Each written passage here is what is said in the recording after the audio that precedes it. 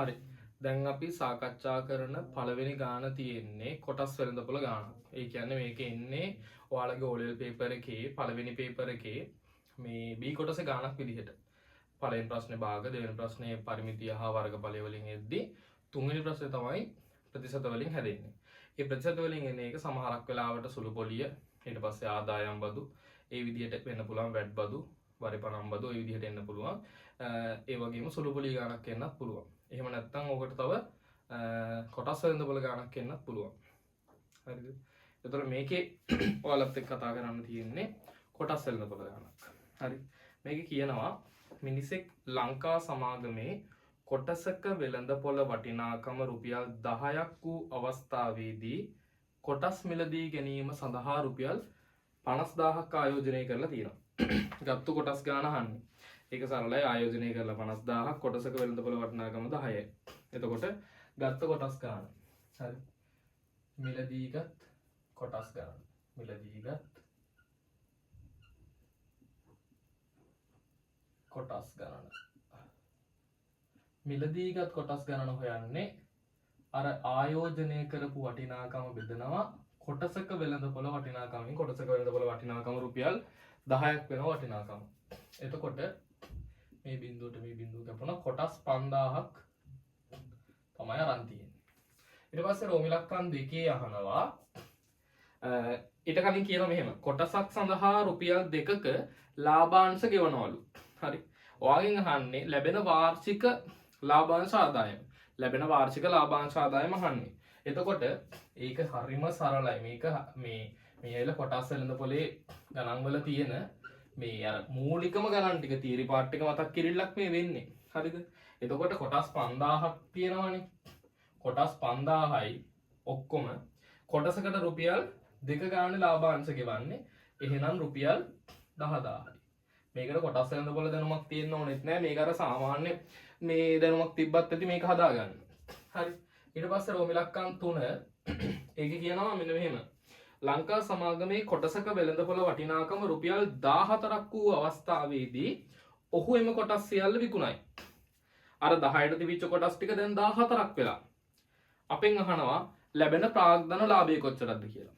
ප්‍රාග්ධන ලාභය කියලා කියන්නේ කොටසක වෙළඳපොළ වටිනාකමට වඩා වැඩි වටිනාකමකට අර කොටස් ටික විකුණන එකට. දැන් කලින් වටිනාකම තිබ්බ වෙළඳපොළේ රුපියල් 10යිනේ. දැන් 14ක් වෙලා. ඒ කියන්නේ කොටසකින් ප්‍රාග්ධන ලාභය රුපියල් 4යි. හරිද? එතකොට කොටස් ඔක්කොගෙම රුපියල් 4 ගානේ ලාභ ලැබිලා තිනවා. ඒක තමයි මුළු ප්‍රාග්ධන ලාභය වෙන්නේ. හරි. එහෙනම් මුලින්ම කොටසක ප්‍රාග්ධන ලාභය හොයාගෙන ඉන්න.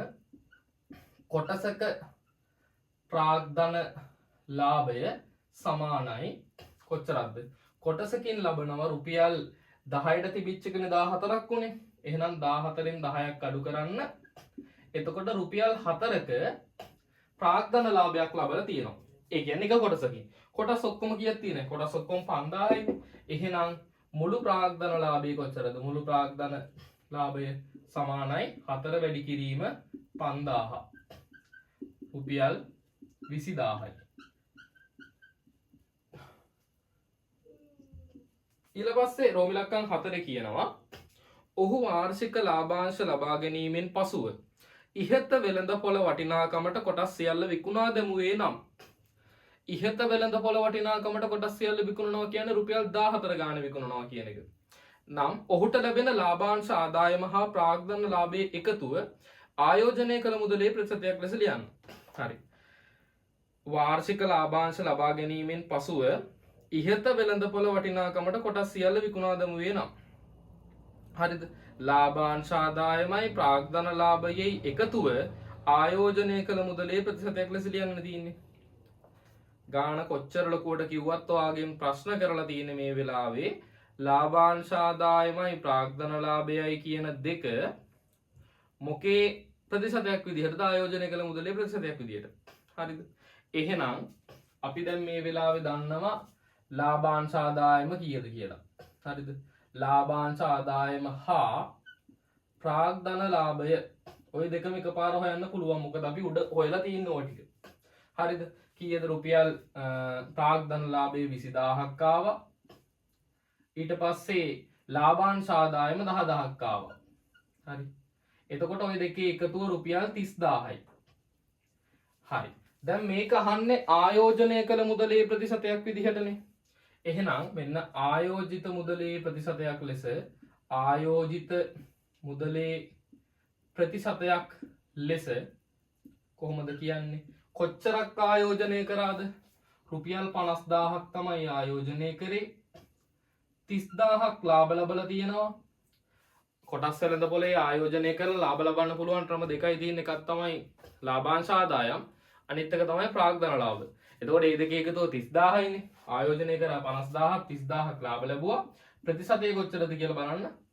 ප්‍රතිශත 100ෙන් ගුණ කරා. හරි. මෙතන බිංදු දෙකට මේ බිංදු දෙක කැපෙනවා. මේ බිංදු දෙකට මේ බිංදු දෙක.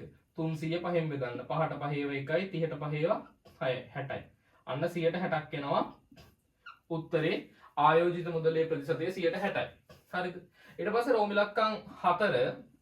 රෝම ඉලක්කම් 4 වාගෙන් අහනවා 4 නෙමෙයි මේ හේතුව 4 දෝ රෝම ඉලක්කම් 5 වාගෙන් අහනවා ඉහත ලාභාංශ හා ප්‍රාග්ධන ලාභය ලැබෙන්නේ නම් රුපියල් ඒ කියන්නේ ඉහත ප්‍රාග්ධන ලාභයයි ලාභාංශය ලැබෙනවා නම් රුපියල් ලක්ෂයක් ආයෝජනය කළ විට වර්ෂයක් අවසානයේ ලැබෙන මුළු ආදායම ඉහත ලාභාංශ හා ප්‍රාග්ධන ලාභය ලැබෙන්නේ නම් කියන්නේ අර දැන් මේ කලින් හදපු ගාන රෝම ඉලක්කම් 5 අහන්නේ 4 හදපු ගාන ගැන. ඉහත ලාභාංශ සහ ප්‍රාග්ධන ලාභ ලැබෙනවා කියන්නේ 60ක් ලාභයි කියන එක. ආයෝජනය කරන මුදලට 60ක් ලාභයි කියන එක. ඒ කියපු ඒ කියන්නේ 4 වෙනි ගානේ කියපු ප්‍රාග්ධන ලාභයි ලාභාංශ ආදායමුයි යටතේ ආයෝජිත මුදලට ලැබිච්ච ලාභය කොච්චරද 60යි. ආයෝජනය කරනවා වගේ 60ක් ලාභයි. ලාභාංශ හා ප්‍රාග්ධන වලින්.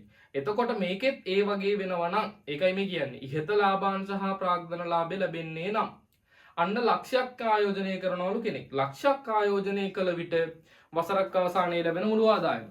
එහෙනම් මේකෙදි වෙන දේමනේ ඊළඟෙත් වෙන්න ඕන. ඒ කියන්නේ 60ක් ආයෝජිත එකට ලාභ ලැබෙන්න එපේ.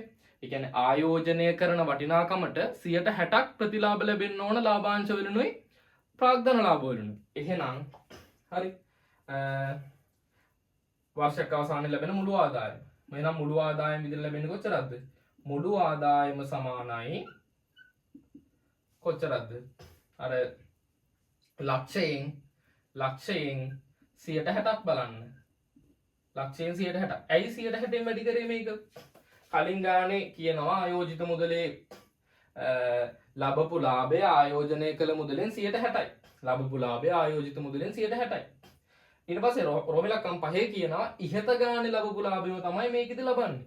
එහෙනම් ඉස්සෙල්ලා රුපියල් 50000ට 30000ක් නේ හම්බුනේ. ඒක හිතලා කියන්න පුළුවන්. 50000ට 30000ක් නම් හම්බුනේ ලක්ෂයට කීයක් වෙන්න ඕනද? 60000ක් වෙනවා. බලන්න හරිද කියලා. ගුණ කරාම එන උත්තරේ ලක්ෂයට 160න් ගුණ කරාම මෙතන බිංදු දෙකට මෙතන බිංදුවයි මෙතන බිංදුවයි මෙතන 10000 වැඩි කරන්න 6යි.